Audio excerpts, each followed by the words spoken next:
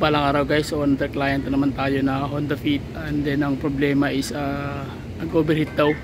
So ang gawin natin na baka magawa din ng paraan, remedy. So magtatanggal tayo ng thermostat. So samahan nyo ko sa basic pointers guys kung paano natin ma-address yung ganito na nag-overheat na. So subject for general overhaul.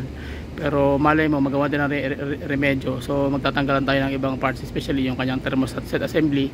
So tatanggalin natin yon para makita paano magawa ng paraan na hindi na siya umandargo ng overhaul.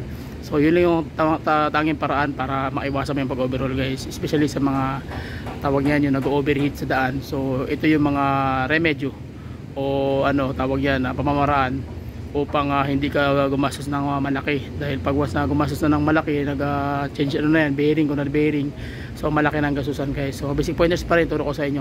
So ito yung actual na unit guys, ang kanyang engine nag-overheat daw. So kumulo yung radiator, and then pagkatapos ginamit nila ng mga ilang minuto, okay naman daw. So tara, samahan niyo ako sa simpleng basic pointers kung anong gagawin. So let's go.